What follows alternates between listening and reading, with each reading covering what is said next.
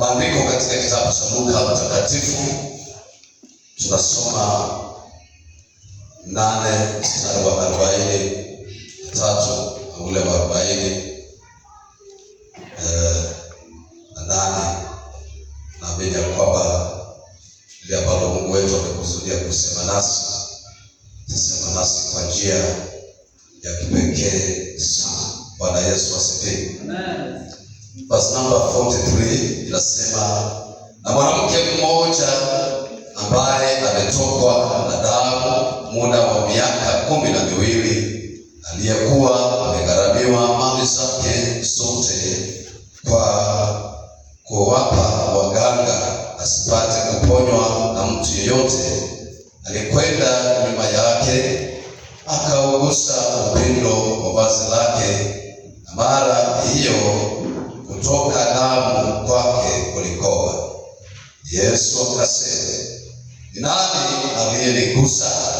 Basi watu wote walipokana, Petro alimwambia, Bwana mkubwa, makutano haya wanakuzunguka na kukusonga. Yesu akasema, mtu alinigusa, maana naona ya kuwa nguvu zimenitoka.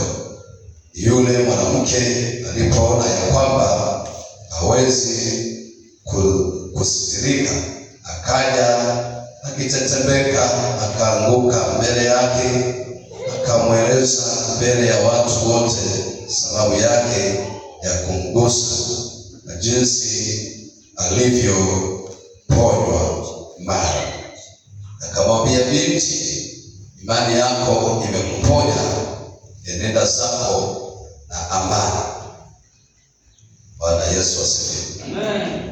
Tuende katika Mambo ya Nyakati, tusome 15. Mambo ya Walawi, asante. Thank you.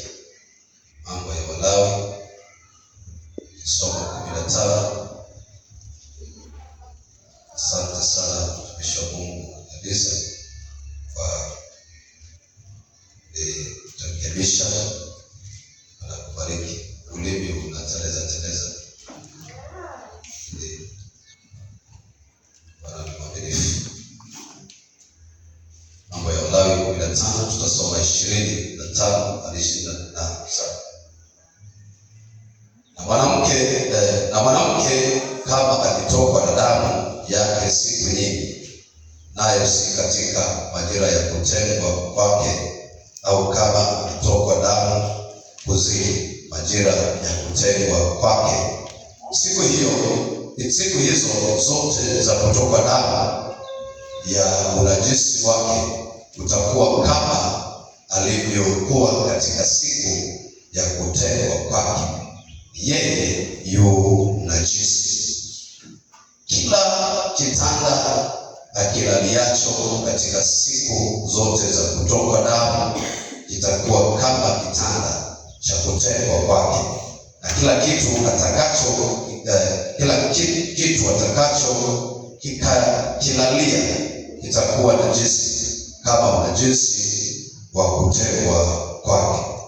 Na mtu yeyote atakayevigusa vitu vile atakuwa najisi, naye atazifua nguo zake na kuoga majini, naye atakuwa najisi hata jioni. Bwana Yesu asifiwe.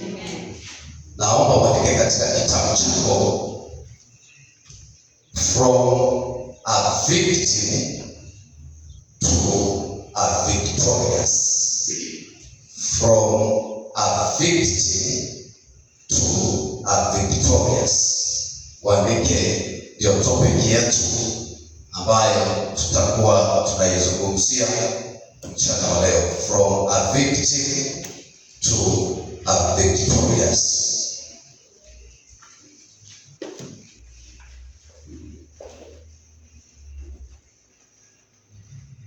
Kutoka kuwa mwathiriwa mpaka kuwa mshindi.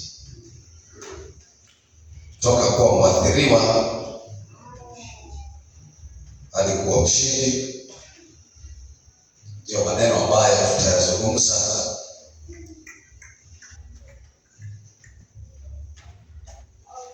mchana leo.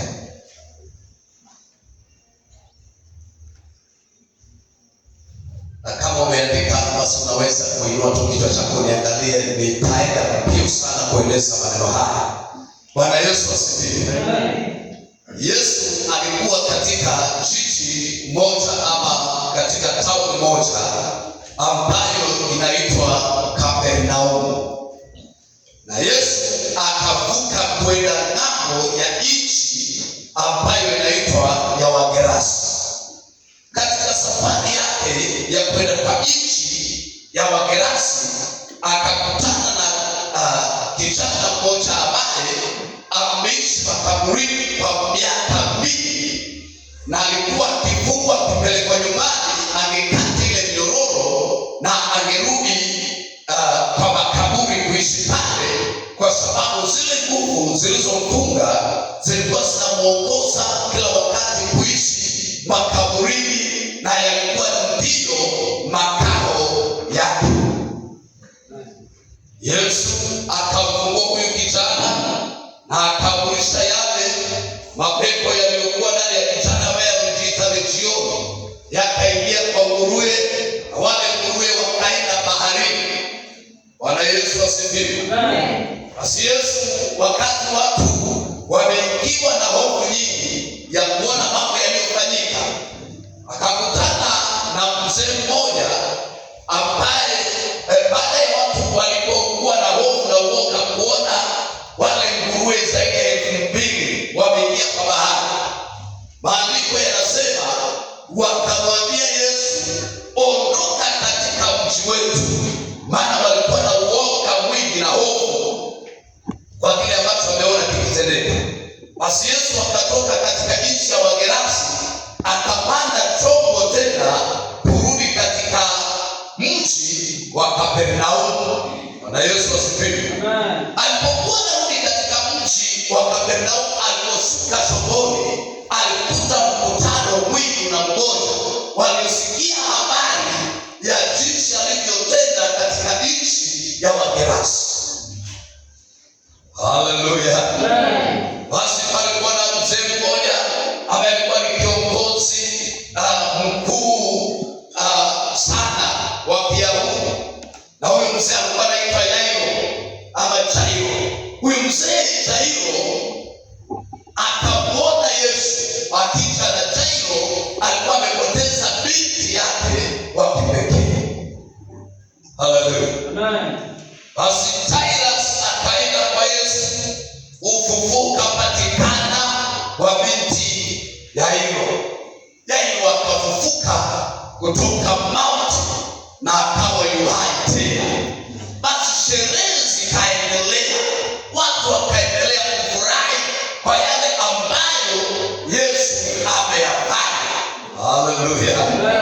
Walipokuwa wanaendelea kufurahi, basi hapa ndipo tunafika kwa hadithi ya huyu mama mmoja ambaye ameishi na nao kwa miaka 12. Akasikia kuna sherehe, ziko kelele ambazo zinaendelea, na hizi kelele si kawaida.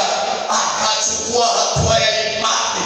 Hiyo ndio ilikuwa hatua ya kwanza, na kwa maneno mengine tunaweza kuiita kwa maneno ya Kiingereza, it was a desperate faith. Hatua ambayo alichukua ni imani ambayo amefika mahali ako desperate, na desperation yake inatokana na ya kuwa kwa miaka zaidi ya 12 amekuwa akitafuta kupona ile hali ya kutokwa na damu. Biblia inasema amemaliza mali zake kwa waganga, akaenda hospitalini na hakupona, akaangua.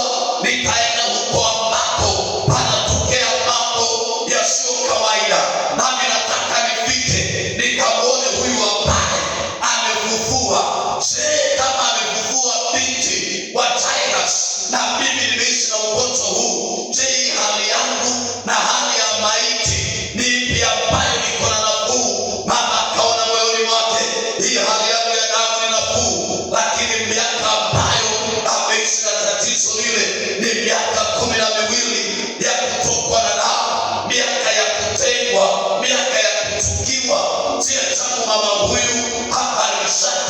zingeandikwa kwa magazeti, na vile waandishi wa magazeti huandika habari ili gazeti liuzwe, wangeandika headline the big story, ndio ili gazeti linunuliwe, wangeandika the big story. Haleluya. Hapo unaangalia gazeti iko na utangulizi unasema the big story. Unafikiri gazeti utanunua maana na wewe unataka kujua hii story kubwa na unahidi gani? Kumbe inanena juu ya mama ambaye ametupwa na damu kwa miaka 12. Bwana Yesu asifiwe.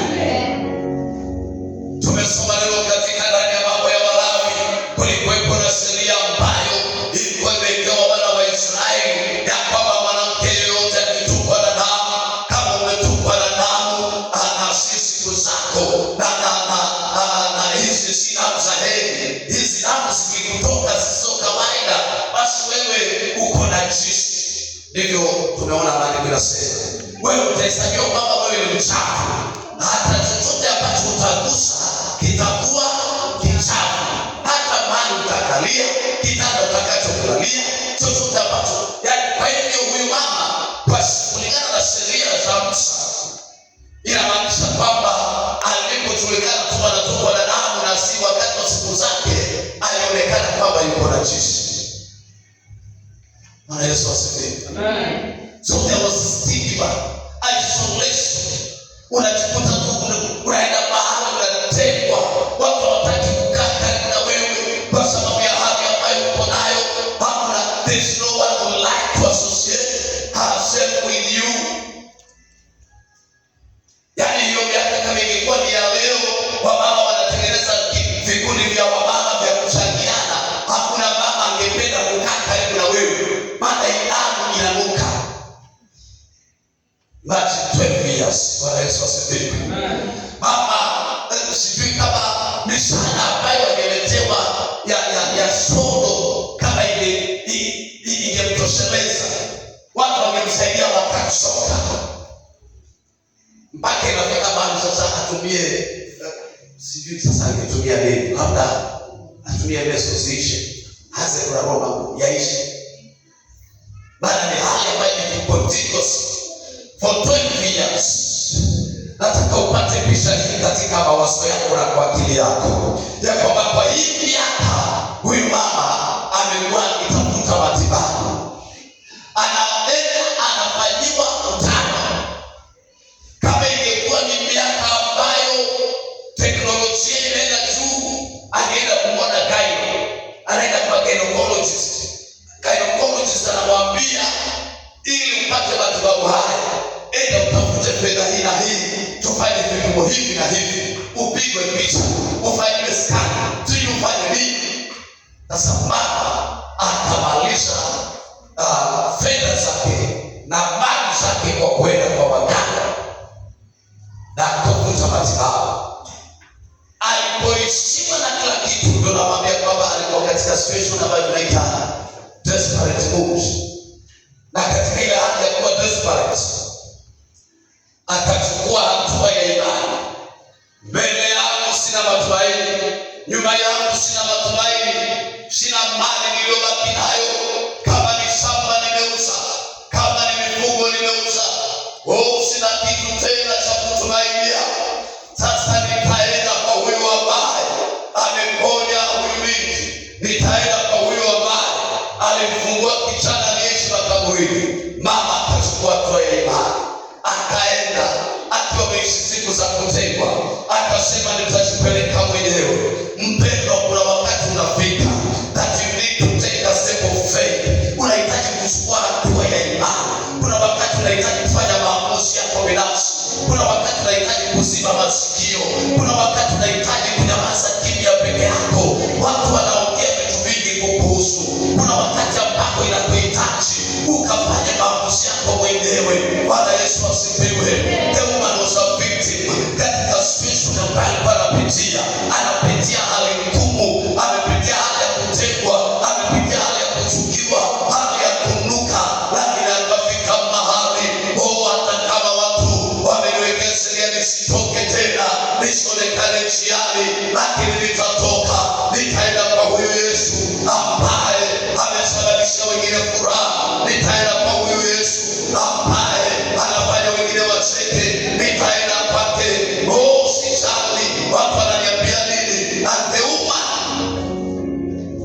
differently. Took a step of faith. Hallelujah. Akachukua hatua ya imani. Akiwa mtu mwenye hali ya kuchanganyikiwa, maana sasa mali zake zimeishi. Bwana Yesu asifiwe. Amen. Wewe ni tatizo lako lililonalo limemaliza miaka mingapi?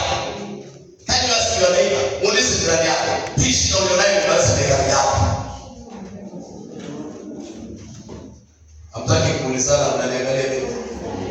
Uliza mtu wako, tatizo lililonalo limemaliza miaka mingapi? Bwana asifiwe. Amen. Je, tatizo lako bado lilikuwa la usiku na mchana? The problem that you are suffering now, the issues that you are having, are you suffering day and night? Bwana Yesu asifiwe. Amen. Hili tatizo lililonalo linakunyima usingizi. Kuna wakati wewe unakosa usingizi. Hii shida ulionayo, kuna wakati unaanza kuhesabu sasa usiku. Sasa huyu mama alikuwa na tatizo ambalo ilimfanya kutengwa na watu wa familia. Na akaambiwa ni mwito kutoka nje. Bwana Yesu asifiwe. Lakini akaamua leo imetosha. Nimesikia habari za binti Yairo amefufuliwa. Nimesikia habari ambazo zimefanyika nchi ya Wagerasi. Kijana aliyeishi makaburi miaka yote tangu kuzaliwa. Nami nimetoka na damu miaka yote. Leo nitaenda, na ili kwamba nikienda ili nisije nikakatazwa na watu. Nikienda sitauliza mtu kwamba nataka kumuona Yesu. Nitaenda mwenyewe niamue kile nitakachofanya tu ni kugusa pindo la vazi lake. Haleluya. Mwanamke akaingia, akapata mkutano umejaa, hajali harufu ambayo anatoa. Akaamua nitaingia vile nilivyo. Wakati mwingine tunajalishwa na hali zetu. Wakati unataka kujishughulikia, usiangalie elimu ulionayo, usiangalie viwango vya elimu, usiangalie uko rangi gani, usiangalie uko mfupi ama mrefu, usiangalie uko namna gani, usiangalie background ya kwenu, umetoka kwa familia gani. Bora tu umefika kwa Yesu. Ukifika kwa Yesu, lazima historia yake ibadilike. Mwanamke akaamua, siangalie watu wamekuwa wakiniambia namna gani, sitaangalia vile wamekuwa wakinishekelea. Nitaenda nitajipenyeza. Na hivyo ndivyo mwanamke alifanya. Akapenya, akasema pindo linatosha. Akapenya.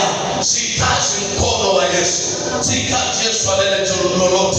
Ninahitaji tu mimi nifanye kitendo cha kugusa pindo. Pindo tu. Pindo. Mwisho pale akagusa. Alipogusa, the man believed that once I touch the garment, I shall be made whole. I shall be healed. Hallelujah. Hili tatizo nimeishi nalo ni zaidi ya yule aliyefufuliwa. Niko na ugonjwa huwa nao lakini sijafa. Binti ya Yairo alikuwa amekufa. Ninahitaji niguse tu. Alipogusa akapona. Mara moja Yesu alipokuwa anaelekea binti ya Yairo, attention ya Yesu ikageuka kwa mtu ambaye hapo na imani ya kusema hata sihitaji niombewe, sihitaji niwekelewe mkono, ninahitaji mimi tu niguse, na nikigusa hii shida itaniondokea. My dear brethren, we just need to touch the garment. Unahitaji imani ya kugusa tu, imani ya kugusa. Na imani yako ya kugusa, wewe kama unafaa kugusa kupitia kumwimbia Bwana, labda unafaa kugusa kupitia sadaka zako, labda unafaa kugusa kupitia sauti tu ya siku moja, labda unapaswa kugusa kupitia ushirika, labda hiyo tu ndio itakuwa imegusa pindo. Labda siku utaamua mimi na ndugu wangu leo ninapatikana kwa ushirika. Kumbe hiyo siku ndio kugusa pindo. Mimi na ndugu wangu leo ninaenda kumtolea Bwana hizo times ambazo zinahitajika. Kumbe kwa hicho kitendo ndio kugusa nini? Pindo. Haleluya. Mimi na ndugu wangu nitafunga siku moja. Kumbe kwa hiyo sauti tu ndio kugusa pindo. Ni something ambayo Mungu anataka ufanye. You need to make a bold decision. A bold decision. Ufanye maamuzi ambayo ni ya kipekee, maamuzi ya kijasiri, ili kwamba ukasonge bila kuchagua nasemaje. Na watu hapa ambao Mungu anakuhitaji tu upatikane kwa morning glory. Mungu anakuhitaji tu upatikane kwa lunch hour. Hiyo tu ndio kugusa pindo la Yesu. Mungu anakutaka tu upatikane katika mazoezi ya praise and worship. Kumbe hiyo tu ndio kugusa pindo. Hallelujah. Now the woman was a victim. A victim. Yaani umekaa wewe unakuwa victim wa kutengwa. Unakaa unakuwa victim wa kuchukiwa. Lakini wakati aligusa pindo la vazi la Yesu, the story changed from a victim to a victorious. Hallelujah. Akatoka kutoka kwa mwathiriwa, sasa akaletwa katika maisha ya ushindi. Hallelujah. Historia yake ikabadilika. In the morning, she was being comforted. In the morning, kuna watu ambao walikuja wanaomboleza pamoja na yeye, wanamwangalia kwa pano, wanamwambia pole dada kwa hiyo hali. Majira ya asubuhi, kuna watu walikuwa wanamfariji kwa mbali, wanamwambia usijali itaisha. Lakini angalia mchana, hali ya huyu mama imebadilika. Sasa watu wameanza kuongea sifa zake. Kuna watu, people have started congratulating her. Wanamwambia pongezi kwa kugusa vazi la Yesu. Pongezi sana, umepona. Hata kuna wengine wanajifanya wanakuja kumwambia tulijua utapona. Na hawamjua. Bwana asifiwe. Unajua wakati Mungu amekutendea kitu, kuna hata wengine walikuwa maashini wanakuja kujifanya wanajua utafanikiwa. Na tulikuwa tunaangalia, tulikuwa tunaona utaenda kali. Na wao walikuwa wanakutajia mabaya. Hivi leo unaonyesha ulikuwa mtu ambaye anaenda mbali sana. Ulikuwa unaonyeshana wewe utafika mbali. Ulikuwa unaonyesha siku moja utakuwa askari. Ulikuwa unaonyesha siku moja utakuwa daktari. Ulikuwa unaonyesha. Lakini wao walikuwa wanakutajia mabaya. Sasa huyu mama, historia yake mchana imebadilika. Asubuhi ilikuwa historia tofauti. Asubuhi aliandikwa kwa magazeti the big story about the blood issue. The big story. Damu ya mwanamke ikamulipa. Lakini baadaye waandishi wa magazeti wamepata habari tena ya kuja kuandika another big story ya kwamba mwanamke aliyetokwa na damu kwa miaka 12 amepona kimiujiza. Hallelujah. From a victim to a victorious. Hallelujah. Historia ikabadilika. Damu ikasahaulika. Majuto ya mwanamke yakasahaulika. Kilio cha mwanamke kikasahaulika. Ile dhiki ikasahaulika. Historia ikabadilika. You need to make a bold move. Nimekuja nikwambia kwamba ni wakati wa kufanya maamuzi ya kijasiri, ya kwamba msitafute opinion ya watu, msitafute watu maoni yao. People will discourage you. Watu watakunya moyo. Ukiuliza mtu vipi, unaonaje nikimtolea Mungu? Atakwambia hiyo unapelekea basi. Unaonaje nikiwa mwaminifu kwa fungu la 10? Sasa upelekee mayatima. Soma Biblia hii, hakuna mahali unaambiwa upeleke fungu lako kwa mayatima. Lakini mtu atakwambia unajua maandiko yanasema pelekea mayatima. Hamna. Na wewe kama usomaji maandiko utaona hivyo inasema. Na sio hivyo. Inasema leteni zaka kamili nyumbani kwa Baba. Sasa utapata mtu atakwambia. Na hiyo inasema wajane mayatima ni jukumu la kanisa. Yakobo anafundisha hiyo. Nasema dini ya kweli ni kuwajali mayatima na wajane walio halali. Lakini utapata mtu ambaye atakupoteza njia. Wakati unaenda kutafuta maoni ya kwenda kuuliza kazi kwa ofisi ya gavana, utakutana na mtu atakuvunja moyo, atakwambia kwa ofisi ya gavana hauwezi kaingia bila appointment. You need to take a bold move, a bold action. Kuna vitu ambavyo unapaswa kufanya maamuzi magumu zaidi, maamuzi ya kijasiri, maamuzi ya imani. Hallelujah. Baba nitaingia kule. Ni kweli watu ni wengi wanaenda kufanya interview. Wewe unasema yule mwanamke aliyetokwa na damu, watu walikuwa ni wengi wamemzunguka Yesu, lakini yeye alipogusa pindo alipokea muujiza wake. Hallelujah. Ni kweli watu ni wengi wanaenda hiyo interview, lakini unatoka pale na ujasiri wa kujua hiyo kazi ni yako. Hivyo ndio tunahitaji kusimama. Unaenda na ujasiri, hiyo nafasi ni yako. Hiyo kazi imetangazwa ni yako. Wakati fulani kumbuka, na ushuhuda nilimshuhudia nafikiri mwisho tukiwa wazee siku. Pastor Yusuf alikuwa anahubiri saa 2 usiku, kipindi chake cha kunaabudu gizani. Kana msikiza. Kamsikiza bila anahubiri. Tulikuwa tunapenda sana kumsikiza wakati wa hayo siku. Nilikuwa na stress sana za karo ya shule. Nimepita kipindi kigumu. Sasa ningekuwa Pastor Yusuf akianza kama tuko jikoni pale kama anapika ikishafunguliwa ndio sasa msikilizaji wangu enda unaandaa maji yako na kikombe na nini na kutoka wakati wa mambo sana na ukisikia kugusa ndio yako gusa sote hapo tumekilia mikono kwa imani. Na Yesu akasema ninaona mtu akijenga nyumba ya maana kuliko hata wanasiasa walio karibu na yeye. Nilienda nikachukua, nilikuwa na kitabu cha kwaya ambacho tulikuwa tunaimba kwaya tukiwa SK. Nikaandika nyumba na mape, nikaandika huyo ni mimi, nitajenga nyumba kuliko ya wanasiasa ambaye atakuwa karibu na mimi. Mpaka leo Bwana asifiwe. Amen. Mpaka ikaja kufika sasa wakati wa kujenga, nilipokuwa najenga ile ghorofa yangu nikamwambia mke wangu, yeye nilishukua kwa ni maneno ya kinabii. Niliteka kwa Pastor Yusuf. Na akasema ninaongea kwa maneno haya kwa kijana mdogo sana. Atacheka mpaka watu waulizane maswali. Nikachukua maneno yake ya kinabii. Nikayateka, nikayafanya kuwa yangu. Kitendo cha imani. Bwana Yesu asifiwe.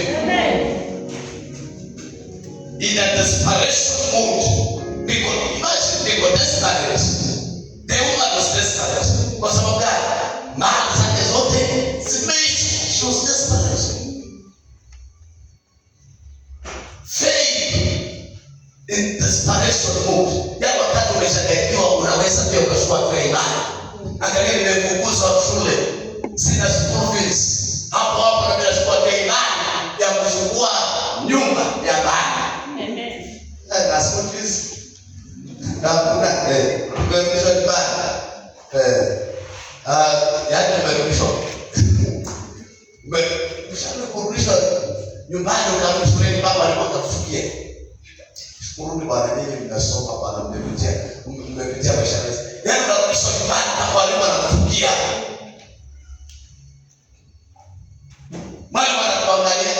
Yaani walimu anakuangalia. Walimu anakuangalia. You again. Mwalimu anakuambia na angalia hivi. Before I turn around, I don't want to see you here. Na mwalimu wa kike na hajaolewa.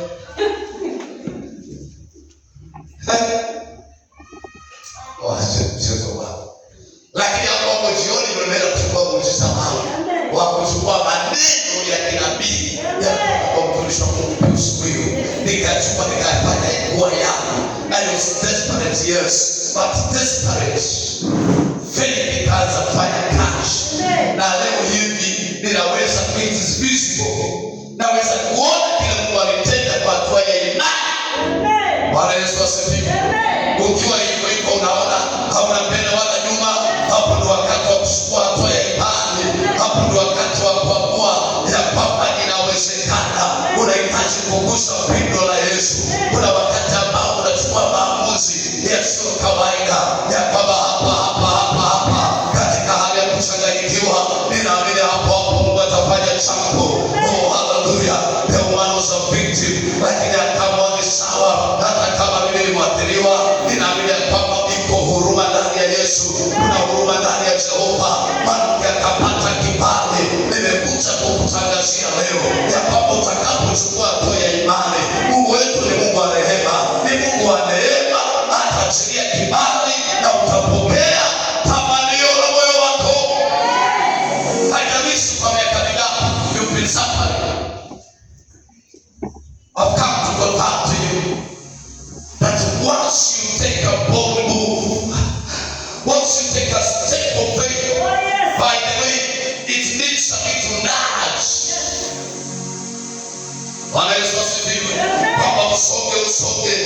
usonge na kusonga, makosa yatakuwepo, kuna watu watakwambia hakuna njia. Keep on pushing them. Endelea kuwasukuma, waambie tunataka kumfikia huyo Bwana. I want to reach the master. I want to reach the master. I want to reach the master. Oh, the master, the master, the master.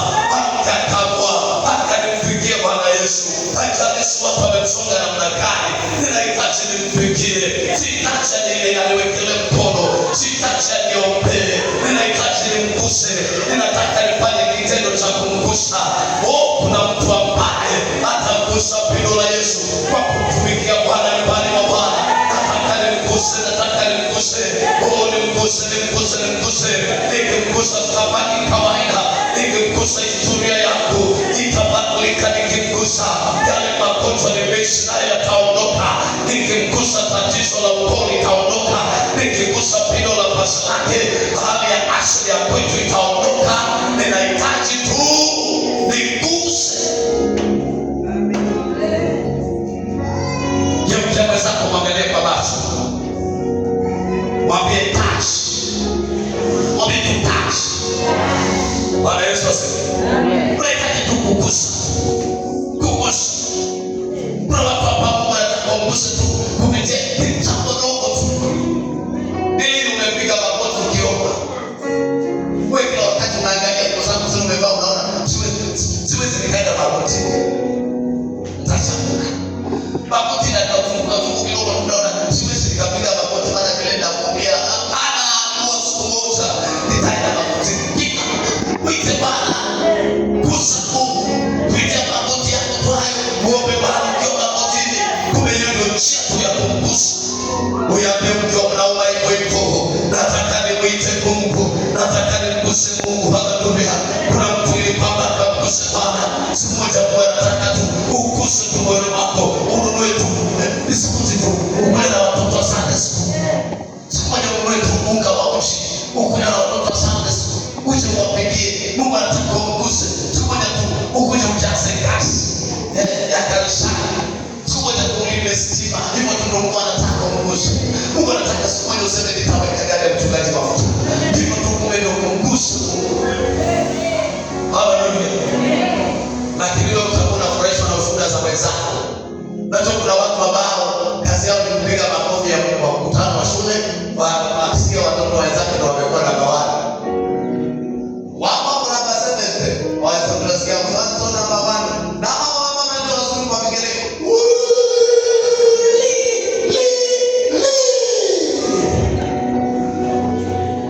Awaka namba 7. Wewe ni lini utaenda ushangilie wako? Waoke hapo. Gusa pindo la Yesu. Amen. Atakuchukua, atabadilisha historia yako from a victim to a victorious. Baadaye historia ya mwanamke ilianza kunena kitu tofauti. Wanana walishikana vikundi wanaoje kusengenya. Dada unajua hii kitu. Yule dada nani? Dada fikiri hata alikuwa naye. Najua imagine amepona. Kale ndio utakuombea. Tumesikia tu Yesu atuuliza pale ni nani amemgusa. Na tukasikia Petro akisema watu wengi wanamsonga basi yule kumsonga na sana. Lakini yule mama akatoka tumehakikisha alitoka mbele akasema mwenyewe ni mimi niligusa. Na nilipogusa nilikuwa na shida yangu nimepona.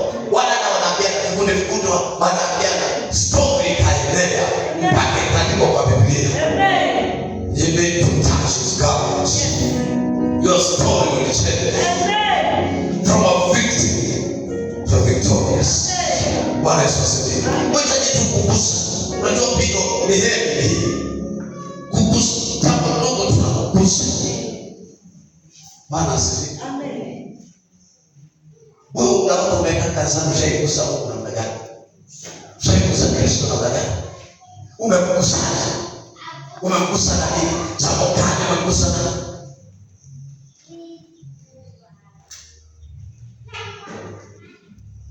Tukiwa masala tumekuja kuambia watu mimi sitaendelea kukalia vitu ambavyo watu wengine wamenunua. Na mimi wanatazama.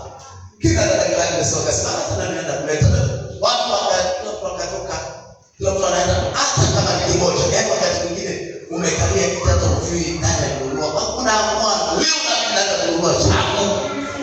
Mimi nikatazamika kifuone kishangu ndo ndani nimekalia. Asante Mungu. Wewe unasikia nani? Sijaya yako ndani. Unamkusa Mungu kwa sehemu yako tu. Unapaswa kuja na mimi nataka nilete microphone. Sijaya hapa microphone. Sijaya tu hapa. Na kumkusa Mungu kwa kitendo fulani. Bwana Yesu asifiwe. Amen. Si lazima umkuse kwa mkono wote hivi. Kidogo tu.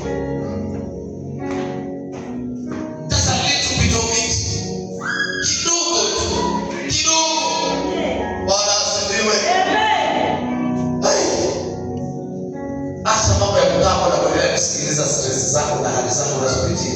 Kuna wakati wa kuamua kuchukua hatua ya imani. Yes. Hatua ya imani. Amen. Na ndio tuishi. Nataka nianze na story ya mwisho.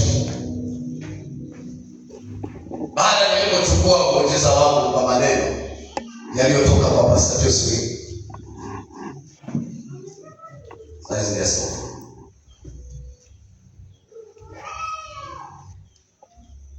Leo hivi muujiza wangu ulitimia. Amen. Muujiza wangu ulitimia. Amen. Bwana akanibariki nikajenga. Wakati mwingine napataga tunatoka na machozi. Naenda huko juu pale kwa kwenda tano. Na angalia naona nyumba za majirani chini. Namwambia Mungu asante. Asante Bwana kwa hiyo unanitendea. Amen. Bwana Yesu asifiwe. Amen. Sasa siku moja tumetoka Dono, tunaishi Nairobi. Tunatoka Dono, nilikuwa na rafiki yangu mwingine. Kwa tumepanga kuja Kibara. Na yule rafiki yangu alikuwa ni mchungaji. Alikuwa ni mwanajeshi na akaacha kwa mwanajeshi na akawa mchungaji. Mke wake alikuwa ni mwalimu. So tumetoka Dono. Tukaenda kwa rafiki yetu mwingine Makongeni. Na tulikuwa tumepanga kuja Taita. Wakati huo simu zilikuwa adimu. Hata watu wenye walikuwa na simu. Mungu rafiki yako alikuwa na simu. Mungu mliona sahihi. Simu za sahihi. Back those years. Sahihi ilikuwa na kijiti kirefu. Ikipiga inawaka taa hapa juu. Na volume zetu zote zilikuwa mpaka namba 7. Na mtu akiweka hiyo volume na yipa kweli yani ndio watu wajue uko na simu. Network zilikuwa na specific places, specific areas ambazo network zinaweza shika. So tumetoka Dono, tukaenda mpaka Makongeni, tukatoka kule na ikawa hakuna fare. Na huyo rafiki yangu akasema tutaenda mpaka Kenko. Wala wanajua Nairobi town. Tunaenda Kenko mguu. Aende na gari, aende atoe pesa na gari na mke wake. Alafu tutasafiri tukuje nyumbani. Tukifika town akiangalia hakuna pesa. Bwana asifiwe. Hakuna. Ya pili, town kuna mgomo wa matatu na sisi hatukujua. Hakuna magari yanakuja Taita. Na tumechoka wewe. Tunafaa kutoka town Dono. Na imagine hivi tutatembea. Na tunatembea kutoka Makongeni mpaka town. Sasa tutoke town ni Dono. Sasa hii vijana wanaitaka Doni. So tunatoka town tuende Doni na tutatembea mguu. Tunapiga mangwana mtu wako. Ilikuwa naomba sino. Haya sifa. Tulikiona. So tutembea kutoka huko turudi Dono. So I was desperate. Kitu cha kwanza nilikuwa na njaa.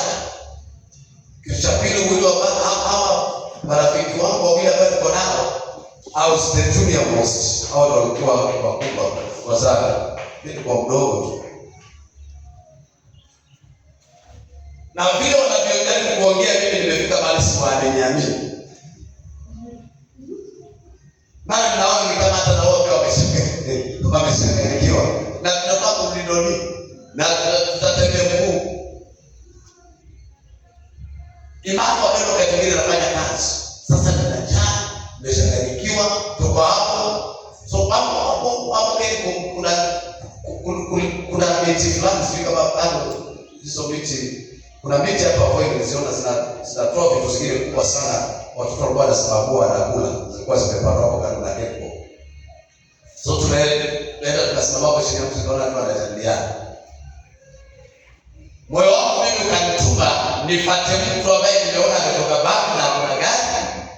Abona tulikuwa nimevaa smart. Anaona ameenda banka ameenda akatuma, nikamwangalia nikasikia tu moyo wangu umetuma tu kwa huyo, na nikaomba Mungu, nikamwambia Mungu nahitaji nikuone. Nikachukua tu imani nikaenda hapo, nikatembea mpaka kwake. Nikamsalimia shikamoo baba. Alitika marahaba. Na aliniangalia tu machozi. Kaona vile machozi analingalika machozi. Nikamwambia kwa tunafaa kwenda Taita. Kabisa wewe Taita ndio naitwa nani? Kamueleza jina. Aliuliza wapi kitambulisho. Nilikuwa na kipochi jamani. Wala kipochi changu cha nikamtolea akakiangalia ndo akakisha kwani ndio Taita. Na sasa nimechukua kwa na mwezi mmoja na nusu. Nilikaenda kisha vile Taita. Anza kuna nani kama mimi kuna wala wakubwa. Nikuja kuangalia pesa ambazo tumekosa na kwa tunafaa kwenda Taita, lakini vile vile tutende mkudono. Akaita ni bwana, wale mabwana wao wakaitwa kwa kuongeleshwa. Huyu bwana kumbe anatoka paki na yeye ni Taita. Kwa afensi ya gari kwa loss na mzee wa Mungu. Akaita akaja akawa hoje kawaangalia naye akaisha kitambulisho zao. Akatuambia mnataka kupidono kama mnataka kwenda Taita. Yule ndugu ambaye alikuwa Saudi akasema tunataka kwenda Taita. Sasa ndio tuleta hapa tupate pesa tuendelee na safari. Tumepata kuna mgomo wa magari na pesa pia tutapata. Sasa tubiige kwa gari. Hata na mimi nilimtaita tukaanza kuongea Taita. Bwana asifiwe. Tunakuja nyumbani na starehe.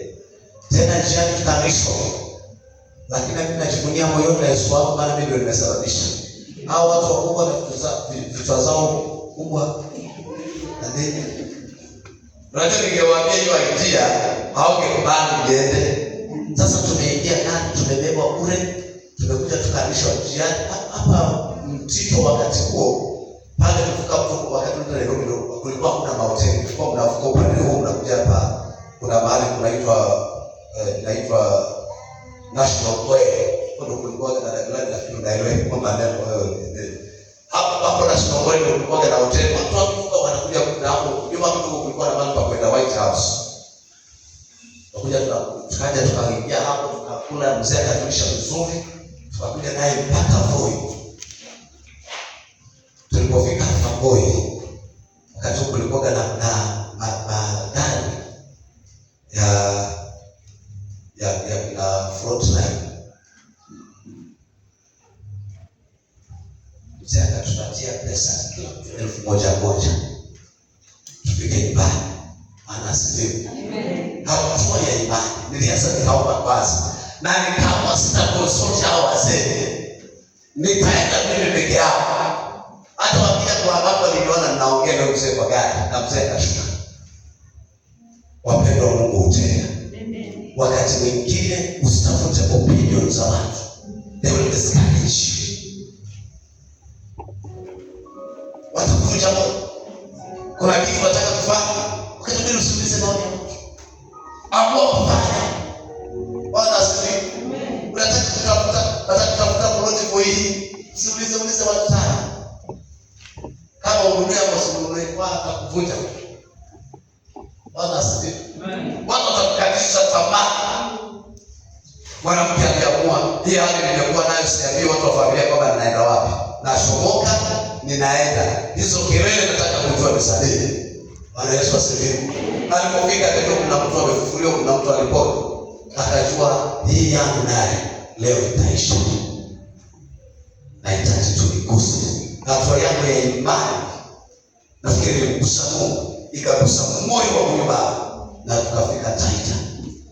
Na mimi nilikuwa nilipewa tu fare, labda singepata hata hiyo 1,000, lakini unaona kupitia mimi sasa tumekuja free, tumekula lunch na nimepatiwa 1,000 na hawa ni wawili 1,000 wakapewa, na kuanzia pale wakaanza urafiki na huyu bwana. Na hivi ndivyo Mungu alivyofanya. Bwana Yesu asifiwe. Kuna wakati wa kuchukua hatua ya imani, wakati mwingine hata wakati ambapo unasikia kwamba uko desperate. When you feel you are totally desperate, now that's the time. Just make a bold move. Uko desperate kwa ndio bold. Wakati uko desperate, kuna vitu vingi nataka kusikiza hivi. When you are desperate, do not act desperately.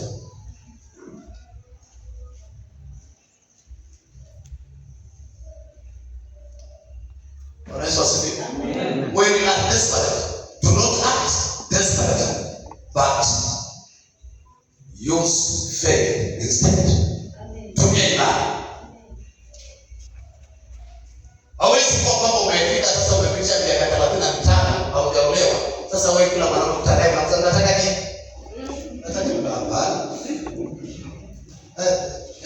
Nataka nini na ndugu aelewe yaseme ndio mara. Ukisikia mtu anatafuta niambie. But no. Bwana Yesu asifiwe. Amen. Usiact desperate. You are just in need. Amen. Sasa unafanya mambo kwa imani. Usifanye kama mtu ambaye ameishiwa na matumaini, sasa ameshafanikiwa, ameishiwa na maisha. Hallelujah. Mimi hata nenda nikae kwamba sina pesa. Wewe si mtani nimekaa hoteli ya Chamajamu. Hoteli hapa. Ingia hoteli, unaingia hoteli ambayo vitu vimetoka kwa ukuta. Mimi ngokutana. Leto mimi na kitabu, fungua pages ukisoma. Bwana asifiwe. Pale ambapo ukiletewa dini yangu na Biblia yako unaletea imewekwa kwa klasi vizuri. Ndio unageti mara ndio maana Mungu. Wewe watu wanapika huko ndani wanakohoa makohozi ya jamu. Wao wanatoa. Tunakuja kukula mtoto. Wewe unapata mtu ndio anapika ndio ameshinda kalamu. Ndio anatoka hapa yeye umesema unataka kula nini?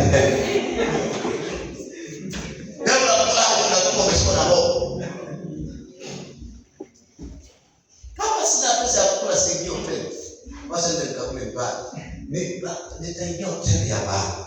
Niketi kule fit, kule vizuri. Hana siku. Yaani unataka mwenye ukiangalia chef mwenye anashughulika, hata mwenye appetite inaongezeka maana ni mambo nyeupe. Hakuna kofia, hata kama ni ya karatasi, nyeupe imepanda hivi. Hana siku. Amevaa kama nasi. Na kama na mwenye nyeupe rinda kama daktari. Kama mwenye ukiangalia chakula inatoka na rocket. Wewe unasikia? Ndio. Bwana asifiwe. Lakini mtu anapita hapo, hata mmoja akipita hiyo hapo ile na kugonga hiyo ile anafunguka, akikumba shirani. Sikule kwa mwanadamu. A step of faith. You need to be desperate. Yaani usiende nikatie na dasma au ile hapo roge.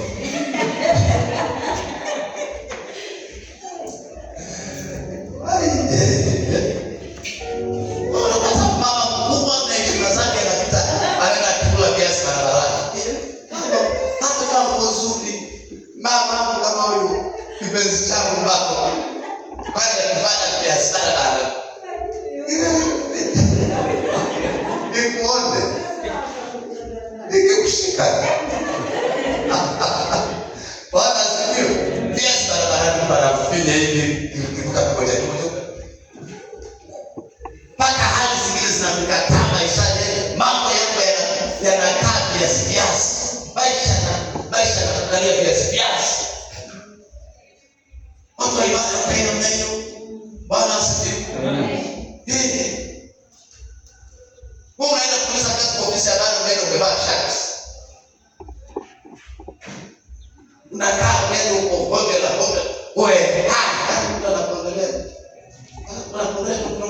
chini anaona huyu ndio kama anaweza manage hiyo office. Kwa leo unapokaa bye wewe na socks. Unaenda kuuliza wakati manage office ya wapi? Kwa hiyo anataka swali ni mtindo wa kisasa wewe na socks. Unaenda kuuliza kazi kwa ofisi ya nani? Back office. Bwana sifi. Amen. Pika mswaki vizuri. Ngara. Hata kama nguo ni moja ya hiyo nguo usiku lala kiada. Asubuhi amka nike blanketi pika nguo pasi. Ndio rosa. Ngara kama unajua naenda ofisi. Hayo naenda hivi. Mswaki utapiga. Unataka kuongelesha mpaka hata Rosi anaamka akae mlangoni apate fresh air niongee. Tapata jopo. Hapana. Bwana asifiwe. So when you are desperate, haibaki sasa kwamba sasa ukae yaani unajiashia tu yaani uko tu hapo hautumii hatua ya imani. Jipape fuata imani. Huyu mwanamke kwa hakika kuna vile vitoweka kiasi kwamba hakuna mtu angemgundua kwamba ni yule wa kutoka damu. Maana angemzuilia. Tembea kwa imani. Amen. Ndio labda Yesu aliamua anavaa ninja. Unajua ninja? Yes. Saidia na tabia. Hii lazima ndio. No one live. Hapa ni kila kitu. Vaa ninja. Bwana asifiwe. Lakini kama angejesha hivi watu wangemjua. Ukisubiri kuna neno la kujiweka. Haleluya. Amen. Kwa atakapolewa kwa kuitwa wasipeleke hivi kwa kunaenda umevaa t-shirt. Ile anataka irotikia. Sasa ndio watu wanashindwa sasa. Huyu mchumba naye umepitwa na mpenzi. Kutana kufanyia una shopping tafadhali. Natabia kuna t-shirt tena imepitia hapa tu kwa maziwa tu haikoroki. Kuna umebeba kipakasha hapo hata ukunu ndio tutabeba na troll lakini anakuangalia vile message unampa anaona hii. Bwana asifiwe.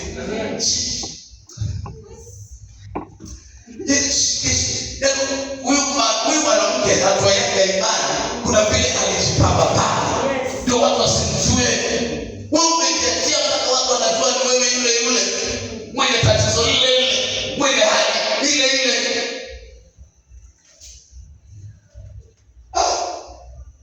Bwana asifiwe. Amen. Umeshika mpaka na watu ambao wamefiwa. Mtu amefika mbele kitu hivi lakini anasema nitakula upande wa kifua tu kitu hiyo kifua ya kukuleta ndani.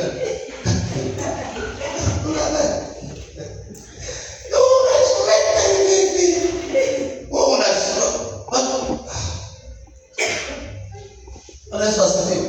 Kuna kitu unafaa kujiweka. Pendeza. Amen. Ndio watu wakajua kwamba wewe ni yeye yule. Anaweza asifiwe. Amen. Ndio umejeshi. Jafe. Kuna uchukue bia pale kwa gari unatema hapa mpaka ndio yake kesho enda ndio sabuni. Sasa wewe unajiachiaje hivi? Tu unataka bana tende. Mungu pia hakai na watu ambao hawajielewi. Mungu anataka tu ile ufahamu ili kujielewa. Jiweke nadhifu, jikwatwe. Haleluya. Tukusekose kidogo. Lakini umevaa mama nzuri, unatembea umevaa dera unatembea. Nimekaa kama nimetoka kwa mkono wa punda. Na unaenda kwa mkutano mmeitwa president amekuja pole. Amesema nataka nimpatie. Patia. Wewe unaenda tu unatembea unatembea. Bwana asifiwe. Unapaswa kujiweka. Watu wengine mimi niliwaambia nimepandaga ndege na kina Joe. Wakati naenda kugundua sisi tunataka kubeba. Tushana. Tumetoka jiani tuende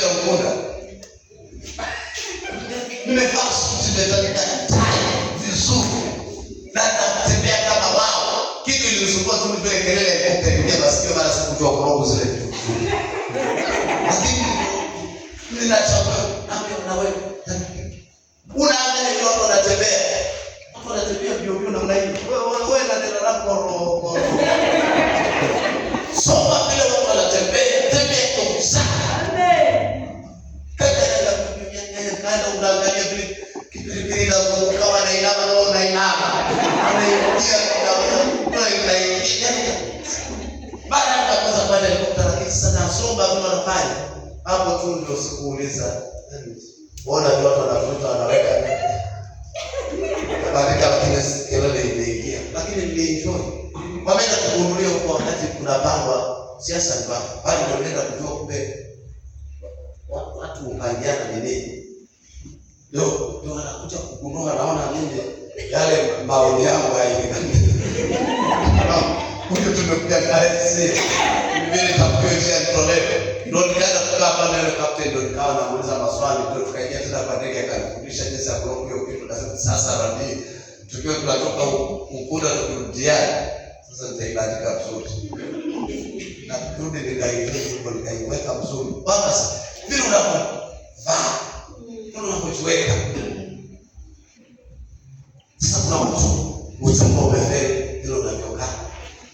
Wewe unakuja na mpenzi wako mwanaume mzuri wa maana. Unajua kabisa una mafua. Umeenda kumketi na msichana wa watu unazungumza. Na kinaamsha kidogo kitu imetoka hapo. Unafanya hivyo. Wewe sio mtu anaweza zoea kupeleka wapi? Ujikubeba kitambaa. Ati. Tena mamsoni leo.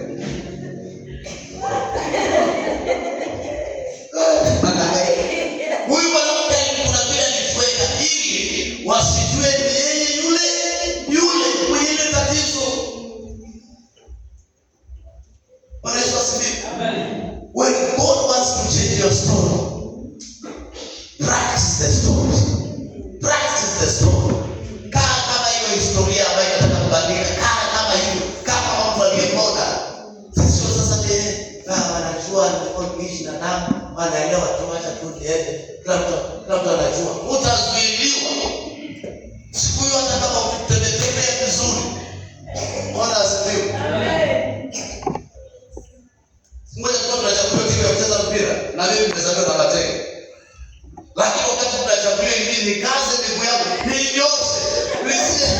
Bana pesa itakuwepo na tulieleze. Nimeita Mateke kabisa. Ndio tumekiwa nini unakimbia kwa vijiji mpaka kule Mdaruni. Nimejitahidi na penge sikaonekana. Nikaenda nikachukuliwa. Na Mateke alisaidia maana kuja kujulikana nikiwa kiwanja. Nakimbia miguu nataka kuongana. Nilisaidia hata wakati nilipiga mpira golikipa aliangalia mguu. Mateke alisaidia. Kiboga hivi nilizunguka hivi. Akija ile akakimbia hivi nilikimbia huko. Nilifunga. Nimeshangiliwa kilo matatu shida dakika sana.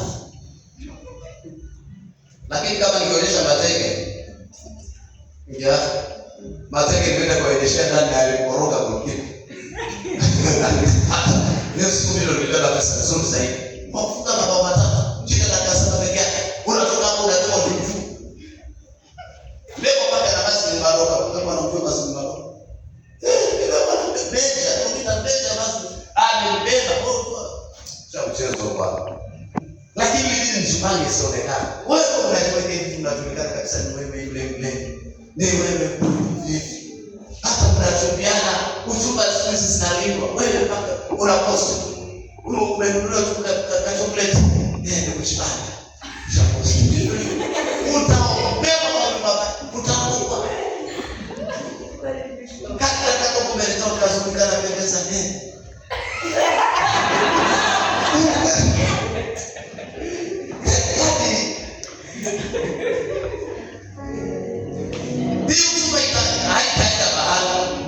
Umekula chips. Jamani, hata huku mmenunua rogo mkagawanya. Kana mbegu sianza kula kwanza. Acha nipige. Hata usema acha tuombe, acha nipige pesa. Hata huku kibao, napiga una post.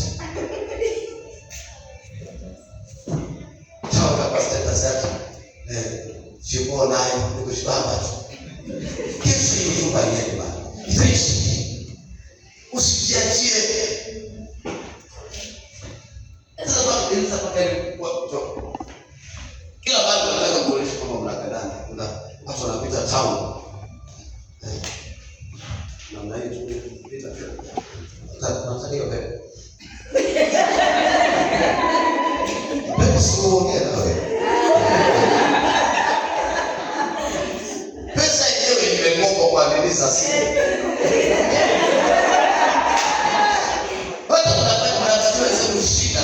Ndio mna matatizo. Watu wamekaa tu wanaangalia pesa nani. Sisi ni pesa nani. Ndio. Tangu kila mara matatizo. Hadi.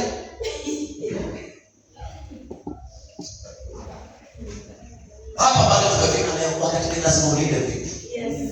Linda. Mungu anakuja kujiexpose. Anatoka kabisa nina ile hali nimeishi kwa miaka, leo ninaendea uponyaji. Lakini nitalinda wasije wakajua ni mimi. Ni mimi yule. Angalia mimi na matatizo. Hallelujah. Amen. Linda. Unataka Mungu kumlinda.